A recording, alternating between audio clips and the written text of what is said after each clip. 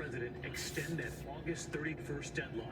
Tonight, the Taliban with a warning if he does. First, the coronavirus, and tonight, Pfizer, now the first COVID vaccine in the U.S. to be fully approved for Americans 16 and older. Until now, it had been given emergency use authorization, now full approval, found to be 91% effective at preventing the virus. Federal authorities have long hoped this moment would help with the unvaccinated, providing additional proof of the vaccine's safety. What this could mean for vaccine mandates moving forward, what New York City has done, and companies too. The United Airlines tonight giving employees 5 weeks from today to be fully vaccinated. And all of this comes as more than 180,000 children get COVID in just 1 week. Dr. Jha standing by answering questions on all of this and the booster and when you should plan to get it.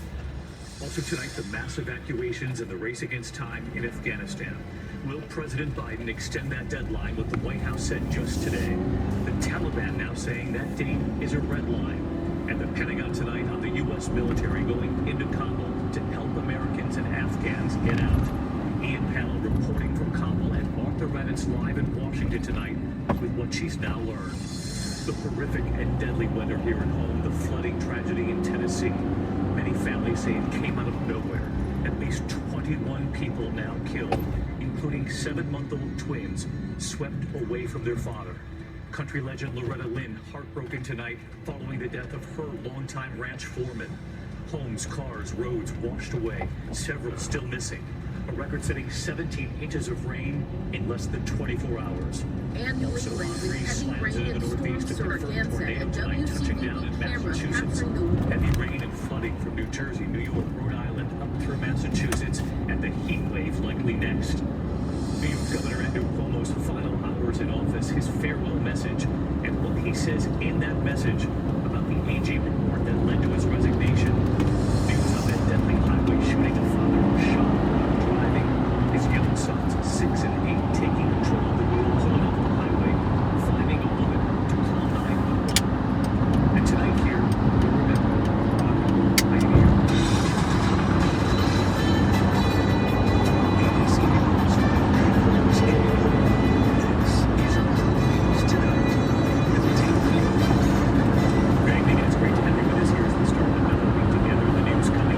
Afghanistan in just a moment. Will President Biden extend this deadline? Is there a firm number on Americans and Afghans still trying to get out? But we are going to begin tonight with that major news on the Pfizer vaccine, now given full approval by the FDA. President Biden today calling this a key milestone in the fight against the pandemic. The FDA calling it a pivotal moment for our country. It comes amid the surging Delta variant, more than 137,000 new COVID cases a day in this country. Authorities are now hoping this leads to more of the unvaccinated getting the shot and more companies and businesses mandating their workers get vaccinated too. Pfizer is, of course, now the first COVID vaccine in the U.S. to be fully licensed. Until now, it had only been given emergency use authorization, now full approval, based on data from 45,000 trial volunteers showing the vaccine is 91% effective at preventing COVID. Tonight, federal authorities hope this will encourage many of the 82 million Americans who still haven't had their first shot to get it. President Biden touting the scientific evidence today, telling the unvaccinated, quote, "The moment you've been waiting for is here." And with this approval, the president also calling on state and local governments, businesses, and schools to issue vaccine mandates now. New York City today requiring teachers receive at least 1 dose by next month. The U.S. reporting more than 180,000 new child COVID cases in just the last week. The Pentagon tonight now moving forward with plans to require vaccinations for more than 1 million active military personnel. And the vaccination rate in this country is now picking up steam again. The CDC reporting 71% of those 12 and older have now received at least 1 dose. Several days now with more than 1 million vaccinations in this country. And ABC's Eva Pilgrim leading us off. In that long-awaited decision, the FDA giving full approval to the Pfizer vaccine for Americans 16 and older, making it the first vaccine to move past emergency use authorization. If you're one of the millions of Americans who said that they will not get the shot until it has full and final approval of the FDA, it has now happened.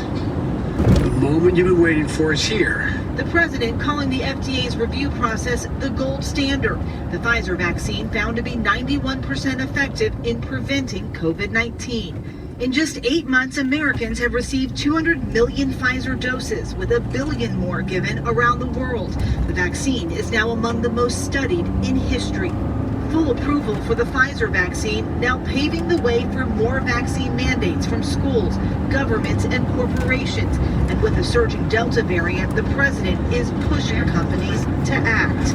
If you're a business leader, a nonprofit leader, a state or local leader, who has been waiting for full FDA approval to require vaccinations, I'm calling you now to do that. Require it. Tonight, the Pentagon is preparing to require the shot for 1.3 million active duty troops.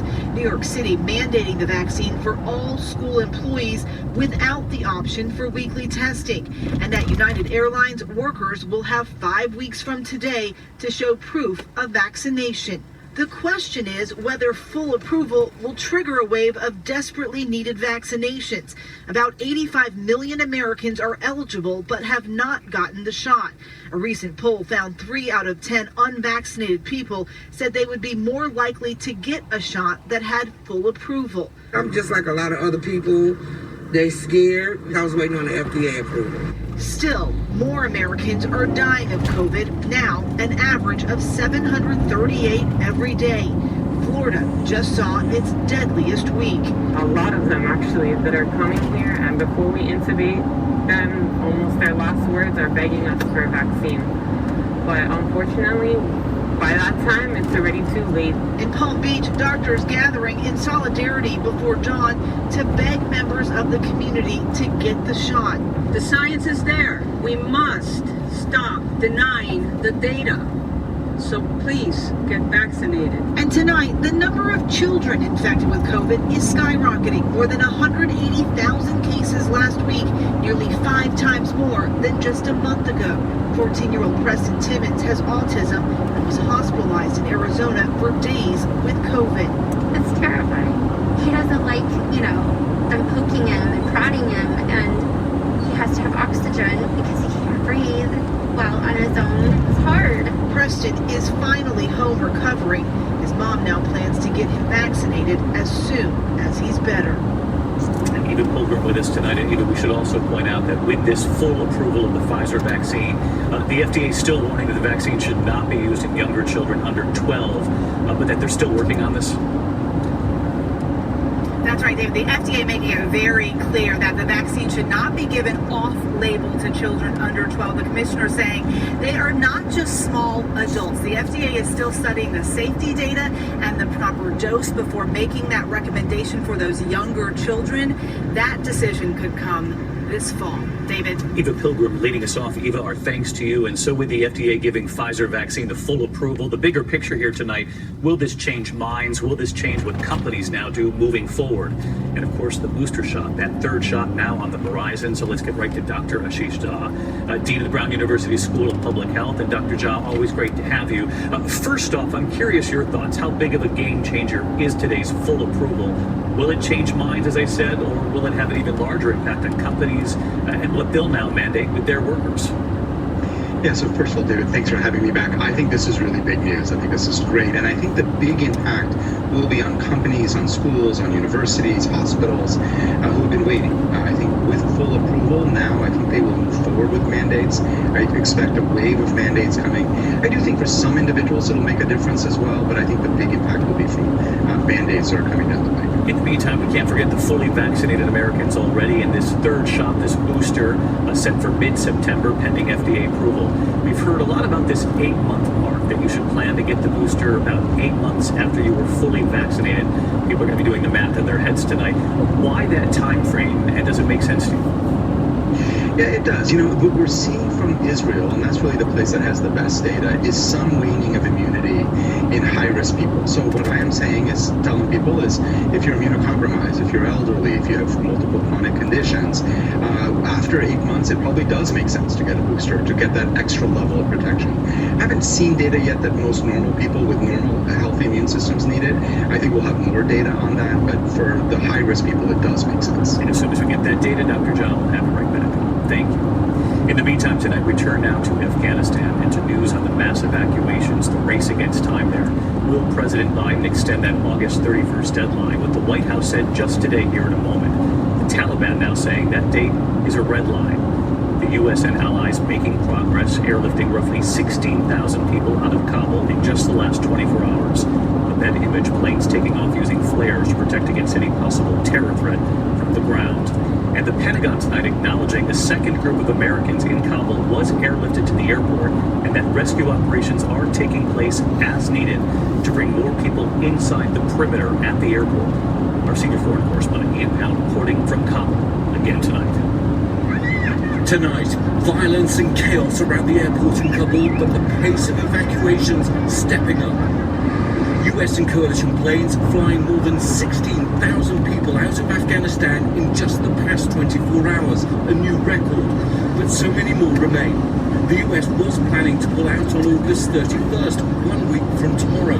President Biden now hinting that may be delayed. Our hope is we will not have to extend, but there are going to be discussions, I suspect, on how far along we are in the process. The Taliban today calling August 31st a red line, saying moving the deadline would amount to extending occupation and would provoke a reaction. So now the situation's increasingly desperate. Over the weekend, surging crowds trying to get to the airport, leaving at least 7 dead, including reportedly a 2-year-old girl. Today, a firefight breaking out between gunmen and American and German forces. An Afghan security officer killed, others wounded. We have a long way to go, and a lot can still go wrong. The White House warning terrorists may see an opportunity in the chaos, calling the threat of an ISIS attack at the airport real, acute, and persistent. As a defense, military aircraft now releasing flares to distract any heat-seeking missiles that might target planes. Outside of Afghanistan, the US enlisting a fleet of commercial jets to transport Americans and the Afghans who worked alongside them. Once screened and cleared, we will welcome these Afghans who helped us in the war effort over the last 20 years to their new home in the United States of America. Hundreds of Afghan refugees now arriving in Virginia. This woman telling our affiliate WJLA she fled Kabul in the darkness with her husband and 3-year-old daughter. Good morning, Taliban. This is Spring. We're going to be doing tonight. At Dulles Airport outside Washington, D.C., this man and his family speaking with ABC's Gio Benitez. The man worked for the American government for more than 2 years. This is his first time in the United States. A lot of relief. Now, I think we are safe there. While the numbers of Americans and Afghans getting out of the country has increased, tens of thousands still remain stuck outside the airport, afraid or simply unable to get through those checkpoints or the chaos. Time's starting to run out for many of them to get out safely. David? Ian Powell reporting for us again tonight. Our thanks to Ian and the team. Meantime, at the White House today, our Stephanie Ramos asking about that August 31st deadline to get the U.S. troops out, and of course Americans and Afghan interpreters before that. Stephanie asking whether the president plans to extend that deadline, and here's what his national security advisor, Jake Sullivan, said. The U.S. can't get Americans and Afghan allies out of the country by August 31st. What happens then if the Taliban says they are not willing to extend? Is the U.S. going to abide by their red lines? So I'm not going to take this on as a hypothetical question. What I'm going to say is what I said at the outset, which is we're in touch with the Taliban daily. We're in touch with our allies and partners. We're reviewing our progress in this particular operation, which we feel has been substantial over the past few days, and the president will make his own determinations. That was the answer at the White House today on this deadline. August 31st is a week from tomorrow. I want to bring in ABC's Chief Global Affairs Correspondent Martha Raddatz with us tonight. Martha, I know you pressed the Secretary of Defense on this just this weekend. What are you learning from your sources tonight on this deadline as it approaches? Well, David, the Defense Secretary told me the goal is to finish the evacuations by that August 31st deadline. The complication is that we now have close to 6,000 troops there to facilitate the evacuation. So that troop withdrawal in itself would take several days. And that means they would have to get American citizens and Afghan allies out of Afghanistan by next weekend, if not sooner, in order to then get the troops out by the deadline. A U.S. official tells me at this point it is unlikely the deadline will be extended, but the negotiations are ongoing. David? You'll be tracking it all, Martha. We'll see you tomorrow night. We move on this evening to the horrific and deadly weather here at home. The flooding tragedy in Tennessee. At least 21 people now killed, including 7-month-old twins swept away from their father. And tonight, country legend Loretta Lynn heartbroken following the death of her longtime ranch foreman. ABC's Ellen Lopez in Waverly, Tennessee tonight. Tonight, new images of the catastrophic destruction in parts of Middle Tennessee after deadly flooding decimated the area. At least 21 people killed, including 7-month-old twins, swept away from their father. Country music star Loretta Lynn posting on Facebook, her family is heartbroken. Their ranch foreman, Wayne Spears, among the victims. Officials going door to door, searching for as many as 10 people still unaccounted for here in Humphreys County. They were on a raft, trying to hold on. They hit a tree and it broke. One sister went one way, Lily went the other. Terry Holderman telling us her 15-year-old niece, Lily Bryant, is among those missing. Lily's sister making it to safety. And it's just been tough because we need to find her and we need to find her. More than 17 inches of rain falling in just a matter of hours over the weekend. Training thunderstorms along a stationary front, bringing relentless rounds of rain over the same area. The deluge turning the creek that runs through the town into a raging river. This is my life, Lindsay Daniel taking me through her family's flood-damaged home. And we stayed in there. Telling me she, her husband, and 8-year-old son were trapped in their attic for 5 hours until they were rescued. We knew we had people coming to get us. And I honestly think that's the only thing that kept us going. And David, house after house, swept off their foundations by surging waters. Take a look at this home, now sitting in the middle of the road. The devastation goes on for up to 10 miles, further complicating search and recovery efforts here. David? Thinking about ththose families in Tennessee tonight, Elwyn, thank you. And Tropical Storm Henri continuing to batter the Northeast today with heavy rain and flooding. That system spawning a confirmed tornado as well in Marlborough, Massachusetts. Flood watch is still in effect across much of New England. Henri, the first tropical storm to hit the region in nearly 15 years. The storm also knocking out power to at least 140,000 customers. And outgoing New York Governor Andrew Cuomo dealing with the storm in his final weekend in office. The governor now with just hours left. Cuomo today in a farewell message saying it was an honor to serve, but also blasting the state attorney general's report into sexual harassment claims against him, saying it was, quote, designed to be a political firecracker on an explosive topic, and it worked. Lieutenant Governor Kathy Hochul becoming the first woman governor in New York at midnight tonight.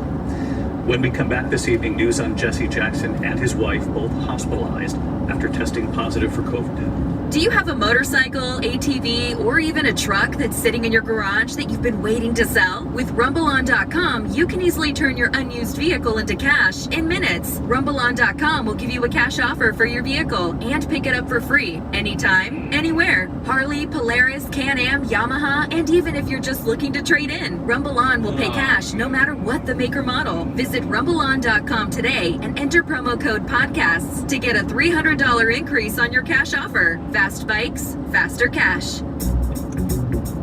No, my favorite types of stories are the ones that intersect lots of different parts of life. Well, a new podcast from our friends at 30 for 30 Podcasts and The Undefeated does just that. This new 4-part series, King of Crenshaw, examines the life, death, and legacy of hip-hop star Nipsey Hussle and how he impacted the sports world, particularly the NBA. You got interviews with huge athletes describing the realities of black men in America. There's a look at Nipsey Hussle's footprint on the city of LA. As he might say, the marathon continues. The King of Crenshaw. Listen now on SiriusXM, Pandora, Stitcher, or wherever you get your podcasts.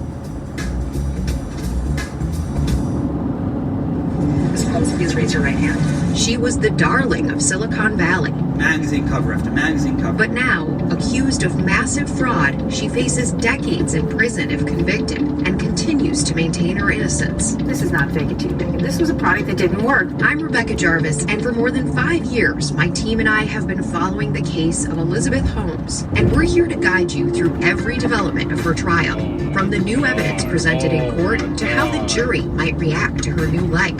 The Dropout, Elizabeth Holmes on Trial, begins August 31st, wherever you get your podcasts. Tonight, the Reverend Jesse Jackson and his wife Jacqueline said to be responding to treatment, both hospitalized after testing positive for COVID. Jesse Jackson was fully vaccinated, receiving his first shot at a public event in January. His wife was not vaccinated. And that tragic news out of Houston, a father shot and killed while driving with his 2 young boys, the brothers 6 and 8, taking control of their dad's SUV, guiding it off the freeway, then seeking help from a woman outside a restaurant. Police tonight now offering a $10,000 reward. To the Index and actress and neuroscientist Mayim Bialik will step in now as host of Jeopardy! For now, already the new host of Jeopardy's primetime special, she'll now do the regular show too, until a permanent replacement is named after the sudden departure of Mike Richards, who stepped down after offensive comments in his past. Finally tonight here, rock and roll pioneers, the Everly Brothers. And tonight, remembering Don Everly.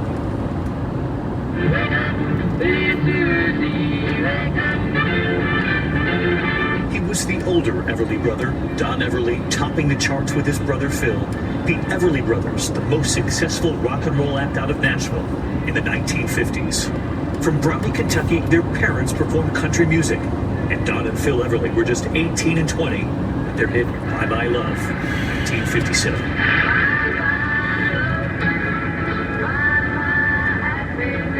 Don Everly, the deeper voice, usually the lead singer, once saying he and his brother could almost read each other's minds when they were singing. Among the first inductees to the Rock and Roll Hall of Fame, influencing the Beatles, Simon and Garfunkel, the Eagles.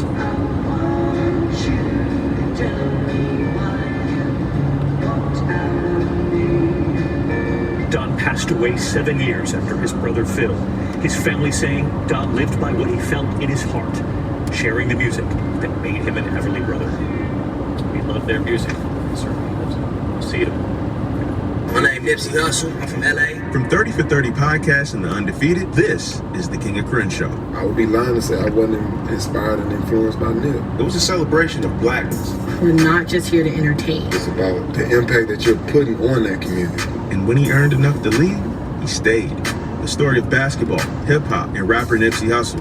Life is really a marathon. Listen now on SiriusXM, Pandora, Stitcher, or wherever you get your podcast. Tonight, breaking news as we come on the air. President Biden just moments ago on the emergency evacuations in Afghanistan. What the president just said about getting Americans and U.S. troops out by August 31st, 1 week from today. Will he meet the deadline? And what about the Afghans who helped the U.S.? And tonight, President Biden on his concerns over the potential terror threat on the ground in Afghanistan, the longer the U.S. is there. Tonight, the pace of evacuations increasing dramatically. Ian Pannell reporting from Kabul. Martha Raddatz live in Washington with late reporting. Can this deadline be met? Also tonight, news on the pandemic. The U.S. now reporting more than 140,000 new COVID cases a day. Tonight, we're inside hospitals at a breaking point. Dr. Fauci tonight on what the U.S. needs to do to get control of this virus, to have some sort of normalcy by next spring. And new numbers just in tonight from the CDC for fully vaccinated Americans. How quickly does the vaccine begin to wear off over time? Just as these boosters, these third shots, will soon be made available. Also tonight, breaking news from Capitol Hill at this hour, the major milestone in the House on the president's sweeping infrastructure plans. The $3.5 trillion budget blueprint narrowly passing the House. But a reality check tonight, what it now faces ahead, and John Carl is standing by. The scare forcing Vice President Harris's flight to Vietnam to be delayed for several hours. At least one staff member at the U.S. mission in Hanoi stricken with what could be the so-called Havana syndrome, the mystery condition first detected in Cuba. Authorities say it could cause headaches and potential brain injury. News on the missing tonight after those catastrophic floods in Tennessee. Tonight we hear the 911 calls, the terrifying moments the water came rushing in. Stories of the 7-month-old twins swept away. Loretta Lynn's ranch foreman lost in the floods. The massive wildfires in California and tonight the neighboring states now reporting some of the worst air quality in more than 2 decades. The emergency on board, the cell phone sparking on a plane, and the evacuation that came next. And tonight here, we remember one of the best rock and roll drummers of all time, The Force, with the Rolling Stones. From ABC News World Headquarters in New York, this is World News Tonight with David Muir. Good evening, and it's great to have you with us here on a very busy Tuesday night. President Biden before the American people just a short time ago on the emergency evacuations in Afghanistan. Tonight, President Biden now saying the U.S. is on pace to finish this by that August 31st deadline to get out of Afghanistan. That is 1 week from today, to get Americans out, to get all U.S. troops out. And it leads to questions tonight about all of the Afghans who helped the U.S. over the 20-year war. Will they get out too? Will that process continue after this deadline? The president saying he is concerned about the terror threat on the ground with each day U.S. troops remain there. Concerned about ISIS in Afghanistan and about the Taliban, saying they're cooperating so far, but that's always a risk of it breaking down. Tonight, the evacuation's moving more quickly. The administration saying more than 33,000 people have now been airlifted in the past 36 hours. The State Department now reporting that every American citizen in Afghanistan that registered with the embassy has now been contacted and has been given instructions to get to the airport. The administration says some 5,100 Americans have already been evacuated, but with thousands of Afghans still waiting to depart. The Taliban today telling Afghans not to go to the airport, that they should head back home, back to work, that there is no danger. But of course, the very real fears remain tonight. President Biden coming before the cameras late today saying we will learn more about the number of Americans still there by tomorrow.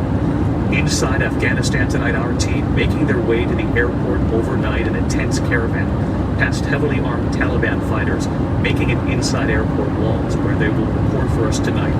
Groups of Afghans also heading to the airport at night, boarding buses at a Taliban checkpoint, and then waiting, documents in hand, as the Taliban stand guard, determining who gets through and who doesn't. The president today on a virtual meeting with leaders of the G7, the EU, and the UN tonight saying they are all united in their approach to the Taliban now moving forward.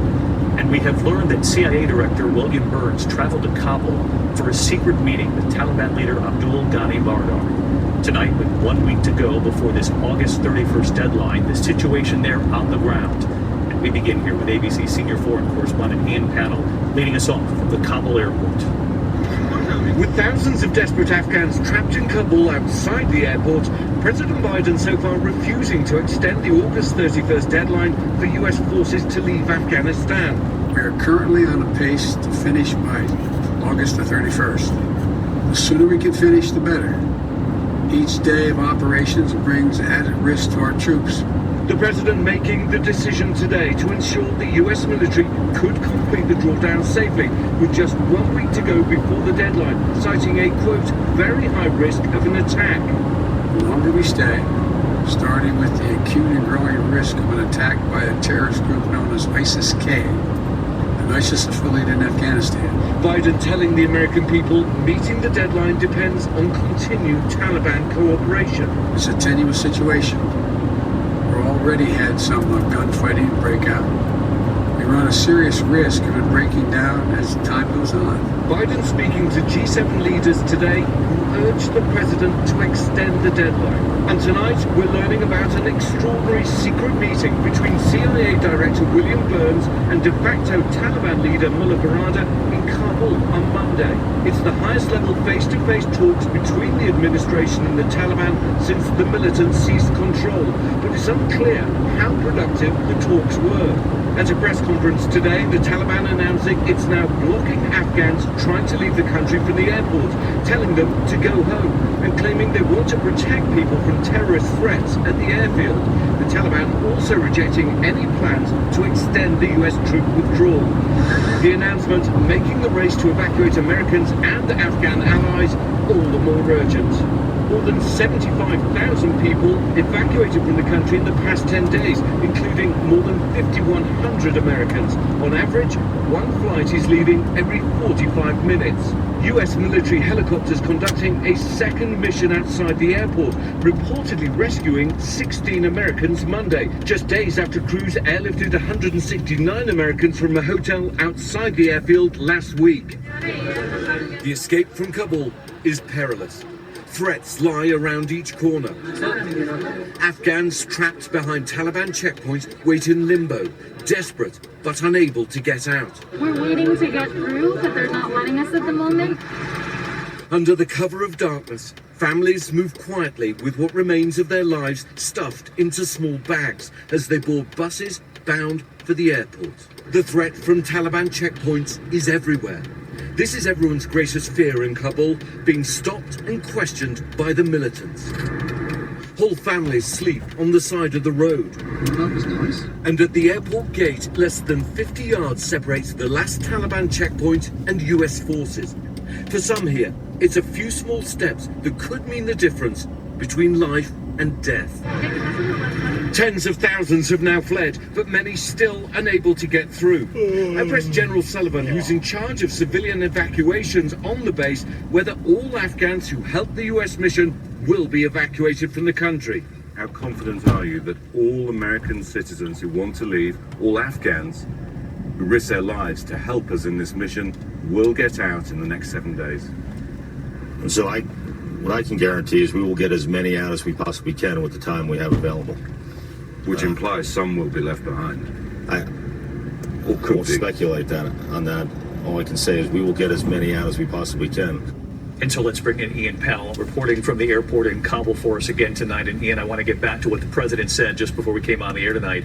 He said this August 31st deadline to withdraw all U.S. troops depends on the Taliban continuing to cooperate. The president also saying he's mindful of the increasing risks on the ground there, not only from ISIS, but from the Taliban itself, so far cooperating with the U.S. What the president said, there's a serious risk of that breaking down at some point as well. Give us a sense here. You're at the airport. How do you get all of the...